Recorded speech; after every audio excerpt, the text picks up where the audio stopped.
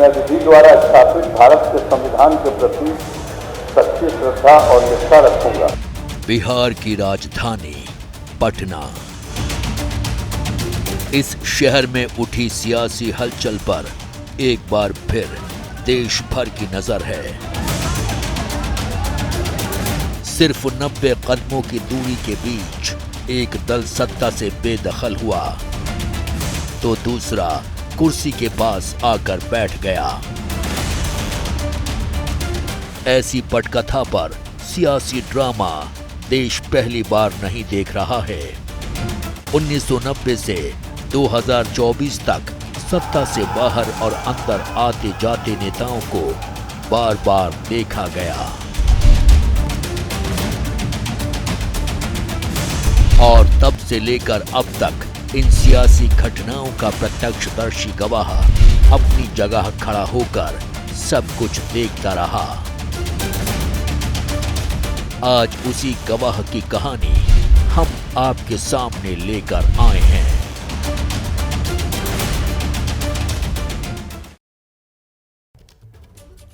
नमस्कार, मैं हूं विवेक श्रीवास्तव। आज हम बात कर रहे हैं बिहार की सियासत के सबसे बड़े गवाह एक अणे मार्ग, जहां से बिहार के विकास के फैसले होते हैं और सरकार में आने जाने वाले दोस्तों की तकदीर पर भी। इसलिए बिहार में किसी की सबसे ज्यादा चर्चा होती है तो वो है एक अणे मार्ग। राजभवन विधानसभा का जिक्र कभी कभी होता है।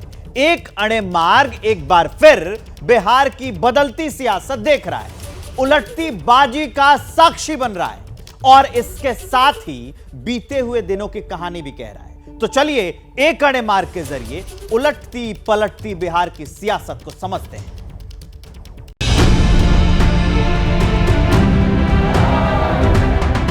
मैं विजय कुमार सिन्हा ईश्वर की शपथ लेता हूं। मैं नीतीश कुमार सत्यनिष्ठा से प्रतिज्ञान करता हूं कि मैं विधि द्वारा स्थापित भारत के संविधान के प्रति सच्ची श्रद्धा और निष्ठा रखूंगा।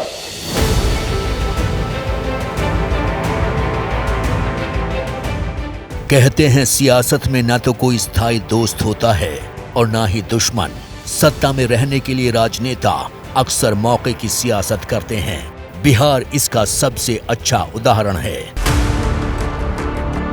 मैं नीतीश कुमार सत्यनिष्ठा से प्रतिज्ञान करता हूं कि मैं विधि द्वारा स्थापित भारत के संविधान के प्रति सच्ची श्रद्धा और निष्ठा रखूंगा। 26 जनवरी से 28 जनवरी तक की ये तस्वीरें बहुत कुछ कहती हैं। 26 जनवरी को नीतीश के बगल में तेजस्वी खड़े थे। 28 जनवरी की शाम को नीतीश अपनी कुर्सी पर बने रहे, लेकिन साथ में तेजस्वी की जगह सम्राट चौधरी और विजय सिन्हा आ गए। यानी 60 घंटे में बिहार की सियासत का गणित बिल्कुल बदल गया। इंडिया गठबंधन के कर्ता धर्ता एनडीए के पाले में खड़े हो गए। 2024 के सियासी उलटफेर को ये एक अड़े मार्ग देखता रहा। लोकसभा चुनाव में प्रतिष्ठा बचाने के लिए निष्ठा की अदला बदली के इस पूरे घटनाक्रम का गवाह रहा। राजभवन से और इस मुख्यमंत्री आवास तक आने जाने वाले नए और पुराने चेहरों की पहचान करता रहा। एक अणे मार्ग आज से पुराने साथियों की कहानियों के पन्नों को पलटकर पुराने मुख्यमंत्री की नई सरकार के साथ नई सफर पर निकल पड़ा है।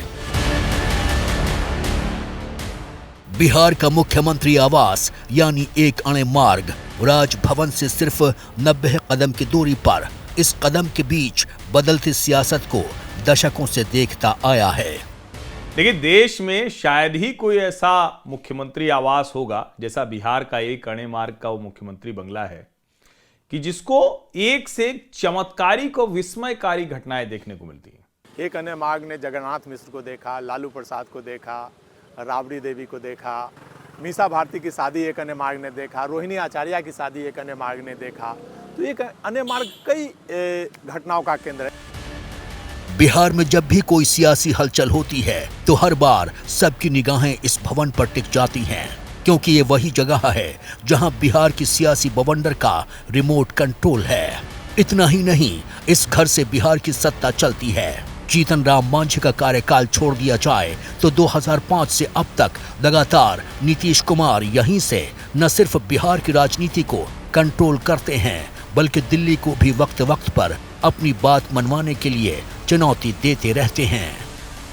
नीतीश कुमार जी का भी राज वहाँ पर आया। नीतीश कुमार जी ने तो इतने रंग दिखाए अन्य निवास को कि शायद ही किसी ने दिखाए हों। सचमुच इस पर कोई अगर फिल्मी कहानी भी बनेगी तो शायद उस कहानी के नायक तो नीतीश कुमार होंगे, लेकिन दूसरे कई और ऐसे कैरेक्टर होंगे जिनको देखकर जनता को लगेगा कि हाँ, भारत की राजनीति कितनी रोचक है, कितनी विस्मयकारी है।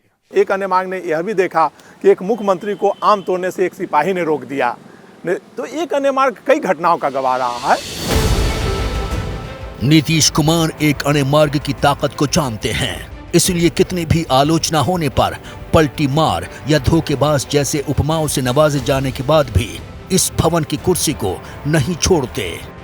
भले ही गठबंधन को तोड़ना या जोड़ना पड़े, नीतीश कुमार एक अणे मार्ग में जमे रहते हैं। साल 2005 के बाद एक अणे मार्ग का कंट्रोल नीतीश ने ना तो बीजेपी के हाथ में दिया, ना ही आरजेडी के।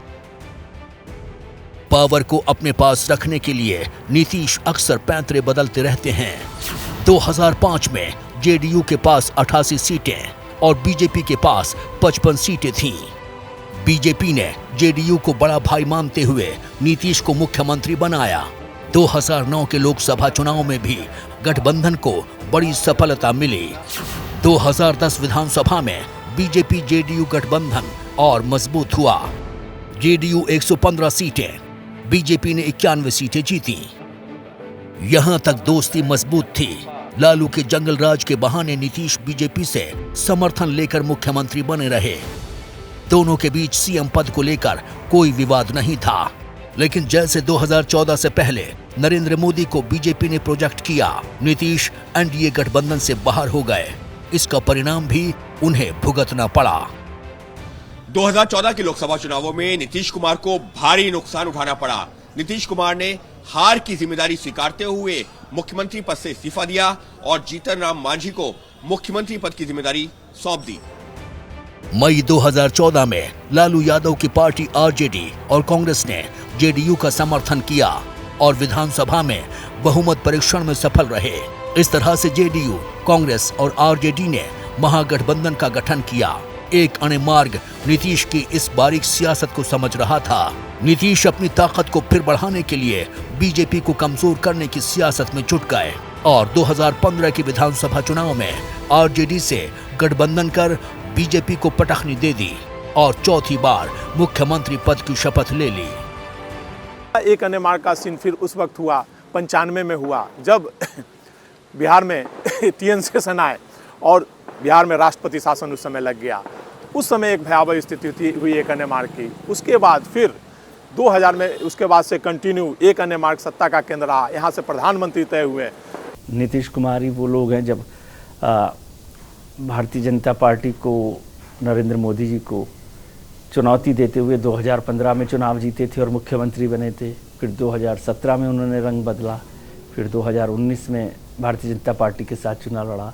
जब वो 2014 का चुनाव हार गए जेडीयू, तो उन्होंने जीतन राम मांझी को मुख्यमंत्री बनाया और फिर उन्हीं मुख्यमंत्री को हटाकर खुद मुख्यमंत्री बन गए और कहा कि मेरा एहसान है कि मैंने जीतन राम मांझी को मुख्यमंत्री बनाया। नीतीश अपनी फेस वैल्यू को लेकर काफी सतर्क रहते हैं। आरजेडी के साथ जब भी जाते हैं, जंगल राज के आरोपों की छींटें उन पर भी पड़ने लगती हैं। इसलिए बहुत देर तक आरजेडी गठबंधन में रहना नहीं चाहते। विशेषज्ञों का मानना है कि एक अणे मार्ग से बीजेपी को कंट्रोल करने के लिए कभी कभी आरजेडी से गठबंधन करते हैं। जब बीजेपी की ताकत बढ़ने लगती है तो फिर आरजेडी के साथ चले जाते हैं। लालू यादव के साथ भी उनका 36 का आंकड़ा रहा, कभी बनता रहा, कभी बिगड़ता रहा। वहां मुख्यमंत्री रहे और अब एक ही विधानसभा में तीसरी बार मुख्यमंत्री बन रहे हैं। मुझे लगता है कि लालू प्रसाद यादव और उनके परिवार के लिए यह सबसे कठिन समय है। कठिन समय इसलिए नहीं है कि इस बार भी मुख्यमंत्री आवास उनसे छूट गया। कठिन समय इसलिए है कि भारतीय जनता पार्टी नीतीश कुमार को ऐसे समय में अपने साथ ले गई है जब लोकसभा चुनाव होने वाले हैं जो देश की राजनीति तय करने जा रहे हैं। 2005 और 2010 के विधानसभा चुनाव में नीतीश की स्थिति बहुत मजबूत थी, लेकिन 2013 में एनडीए से बाहर होने के बाद सीटों की संख्या कम होने लगी। 2015 में जेडीयू 71 सीटों पर जीती तो 2020 में सीटों की संख्या घटकर 43 पहुंच गई। इस वक्त लगा कि नीतीश एक अड़े मार्ग में ज्यादा दिन के मेहमान नहीं है। पार्टी टूटने की कई अफवाहें सामने आई। इसी बीच नीतीश ने गियर चेंज किया और आरजेडी के साथ जाकर समीकरण बदल दिया और एक अड़े मार्ग वाली कुर्सी पर अपनी स्थिति और मजबूत कर ली। लेकिन खेल यहीं खत्म नहीं हुआ। मैं नीतीश कुमार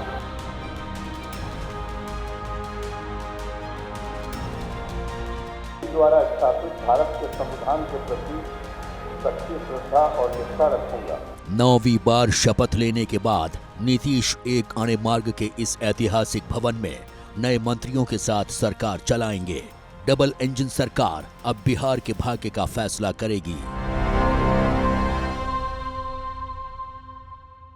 लेकिन कभी आपने सोचा है कि एक अड़े मार्ग ये मुख्यमंत्री भवन कैसे बना और इस भवन का नामकरण होने से पहले यहां से बिहार की सत्ता को कौन संभालता था?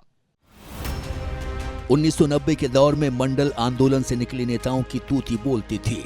उसी दौर के नेता लालू प्रसाद यादव ने मार्च 1990 को मुख्यमंत्री पद की शपथ ली। लालू यादव 1995 तक मुख्यमंत्री रहे। उस वक्त इस इमारत को लालू आवास के तौर पर लोग जानते थे। मुख्यमंत्री बनने के बाद लालू प्रसाद ने 1990 में बिहार में रथ यात्रा के दौरान बीजेपी नेता लाल कृष्ण आडवाणी की गिरफ्तारी का आदेश यहीं से दिया था, जिसके बाद बीजेपी ने जनता दल सरकार से समर्थन वापस ले लिया। लालू ने इसी एक अणे मार्ग से राजनीतिक संकट से बचने के लिए दल बदल कर आया और कई दलों से समर्थन हासिल किया। नीतीश एक अणे मार्ग से लालू को बाहर करने की जुगत में थे। इस कड़ी में 1993 में लालू के खिलाफ एक अफवाह उड़ाई गई। लालू पर आरोप लगा कि वो कुर्मी कोयरी को ओबीसी से बाहर करने का प्लान बना रहे हैं। पूरे प्रदेश के कुर्मी कोयरी समुदाय के नेता एक मंच पर जुटने लगे। नालंदा, बिहार शरीफ और बाढ़ के इलाकों के नेताओं ने मिलकर फैसला किया कि पटना में लालू के खिलाफ कुर्मी चेतना रैली करेंगे। ये रैली लालू के खिलाफ एक बगावत जैसी थी। नीतीश को इसका निमंत्रण मिला, लेकिन उन्होंने हामी नहीं भरी, क्योंकि उस वक्त लालू की राजनीति उफान पर थी और एक अणे मार्ग की ताकत को भी वो जानते थे। हालांकि मंच पर चढ़ने के बाद नीतीश ने लालू से अलग होने की राह पकड़ ली। नीतीश कुमार ने गांधी मैदान के मंच से लालू प्रसाद यादव को ललकारते हुए कहा कि जो सरकार हमारे हितों की रक्षा नहीं कर सकती वो सरकार हमें नहीं चाहिए। हमें भीख नहीं बल्कि हिस्सेदारी चाहिए। इस रैली के बाद नीतीश ने लालू से सालों पुराना संबंध तोड़ दिया और 8 महीने बाद जॉर्ज फर्नांडिस की अगुवाई में समता पार्टी का गठन कर मुख्यमंत्री बनने की लड़ाई शुरू कर दी। हालांकि नीतीश को बिहार की सत्ता के शीर्ष पर पहुंचने के लिए 10 साल और इंतजार जरूर करना पड़ा। विधानसभा अब औपचारिकताएं रह गई है बिहार जैसे राज्यों में, जहां पर जब विधानसभा का सत्र भी चलता हो तो वहां पर कोई बड़ा काम नहीं होता है और अणे मार्ग ही एक तरह से पूरा सत्ता का केंद्र हो गया है मुख्यमंत्री निवास का।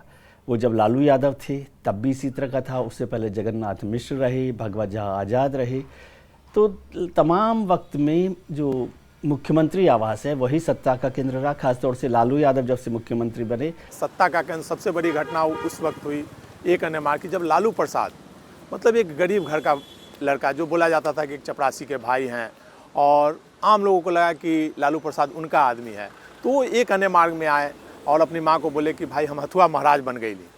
तो एक अणे मार्ग उस समय से चर्चा में आया जब लालू प्रसाद वहाँ आए और एक अणे मार्ग आम लोगों के लिए खोल दिया गया। हर कोई 24 घंटा आम लोगों के लिए एक अणे मार्ग खुला रहता। राबड़ी देवी 25 जुलाई 1997 को बिहार की पहली महिला मुख्यमंत्री बनी। इसका भी फैसला लालू ने एक अणे मार्ग में लिया। उस वक्त लालू प्रसाद यादव को चारा घोटाले में गिरफ्तारी का वारंट जारी हुआ था, जिसके बाद इस्तीफा देने के लिए मजबूर होना पड़ा। राबड़ी देवी 2005 तक इसी भवन से राज्य पर शासन करती रहीं।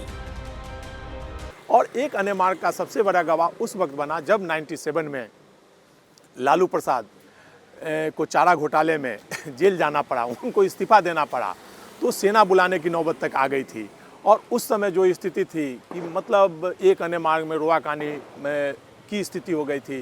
राबड़ी देवी रो रही थी, मीसा भारती रो रही थी, तेजस्वी रो रहे थे और पूरा अफरा तफरी मच गई कि सेना आ गया है लालू प्रसाद को गिरफ्तारी करने के लिए, लेकिन फिर सेना को रोका गया। और वो एक सीन था एक अने मार्ग का।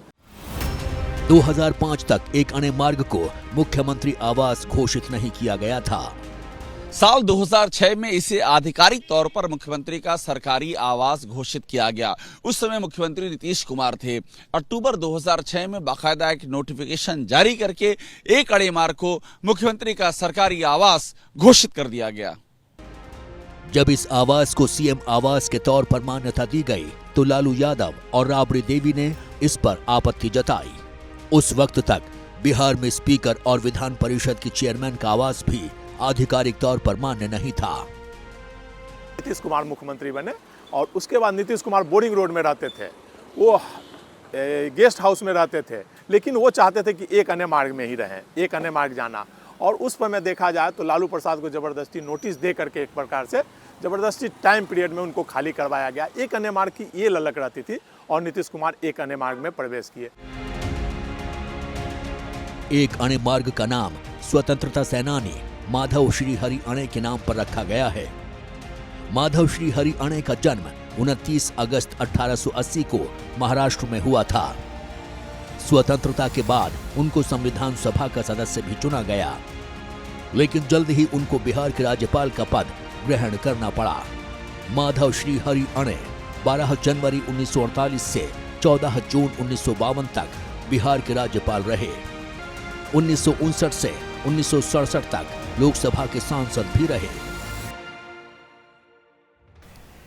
एक अणे मार्ग जो है बिहार का मुख्यमंत्री निवास है। उससे पहले एक ज़माने तक वो ऑफिसर्स, सीओ ऑफिसर्स और वो रहते थे, फिर गवर्नर साहब रहते थे वहाँ पर। बिहार के दूसरे गवर्नर थे माधव अणे, श्री माधव